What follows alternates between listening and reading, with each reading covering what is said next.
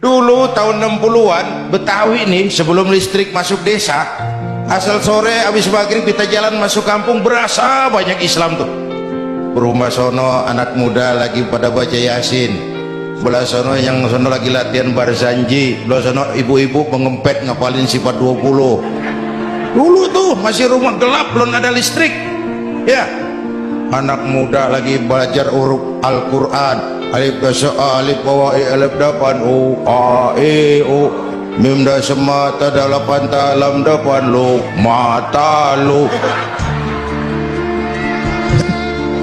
Berasa.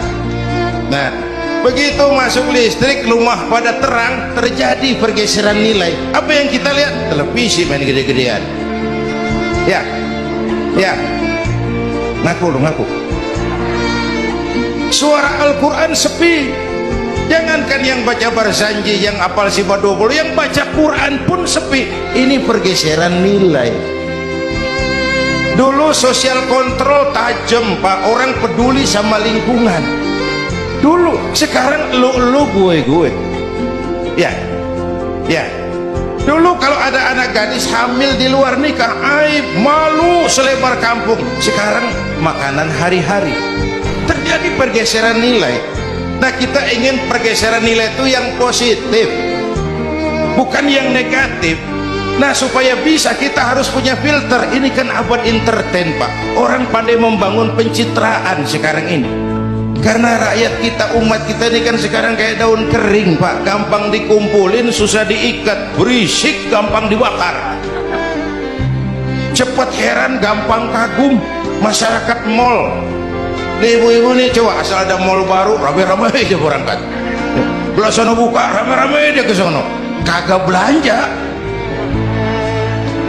numpang heran doang. Ke sono heran, kemari kagum. Ini dimanfaatkan oleh ahli entertain, pandai membungkus, membangun opini, membangun pencitraan. Maka kita harus punya filter. Menghadapi arus perubahan harus punya stabilitas temperatur batin. Apa konsepsi dasarnya? Agama, Bu. Kekuasaan kalau jatuh ke tangan orang beriman, aman. Ilmu kalau jatuh ke tangan orang beriman, manfaat. Harta kalau jatuh ke tangan orang beriman, manfaat, rahmatan lil. Tapi kekuasaan jatuh di tangan orang yang jauh dari iman,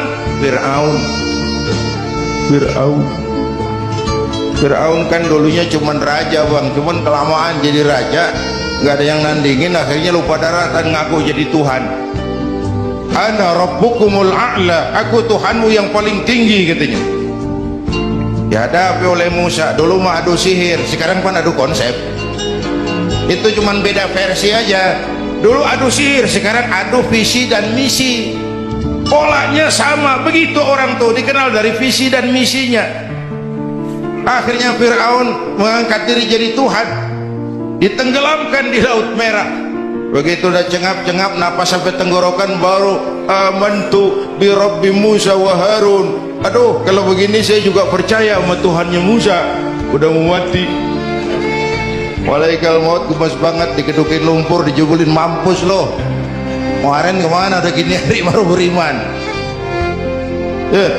Kekayaan kalau jatuh di tangan orang yang jauh dari iman, yang muncul korun, lupa diri, lupa daratan, masuk dalam kategori kalla innal insana la yatgha ar-ra'ahus dagna.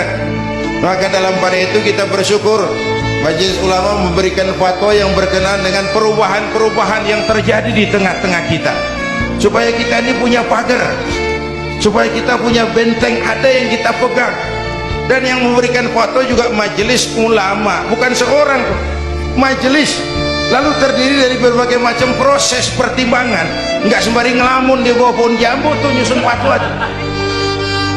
Saya perlu sampaikan ini sebab orang kan harus hati-hati.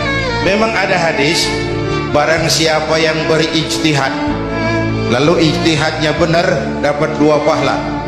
Kalau ijtihadnya salah, dia dapat 1 pahala. Man ijtahada, man di sini bukan lil itlaq, bukan siapa saja. Barang siapa lalu siapa saja. nggak beres urusan. Barang siapa yang memenuhi persyaratan untuk berijtihad, lalu dia berijtihad, itu yang kalau salah dapat 2, kalau salah dapat 1, kalau benar dapat 2. Jadi manijtama'a fihi syurutul ijtihad, bukan manlil itlaq, lalu siapa saja boleh berijtihad, lalu lahir fatwa yang aneh-aneh. Tetapi sungguh pun demikian, fatwa majelis ulama itu tidak bersifat mengikat. Ini yang bijaksananya. Tuh dalam Al-Quran Pak, Bu, balik lagi ke ceramah nih. Dalam Al-Quran Allah itu maha bijaksana. Kapan? Coba. Kalau surga disediakan untuk orang yang tidak punya dosa, sepi surga. Ya, nih ayo jujur nih, ada nggak yang kagak punya dosa di sini? Nggak ada. Untung Allah bilang apa? Wa amman sakulat mawazinuhu fahuwa fi 'ishatir radiyah. Orang yang timbangan kebaikannya lebih berat dari timbangan kesalahannya. Bukan nggak punya salah.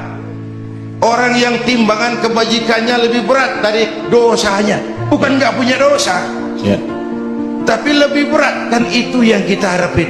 Ada dosa, ada salah, iya, tapi timbangan kebaikan lebih berat daripada timbangan kesalahan.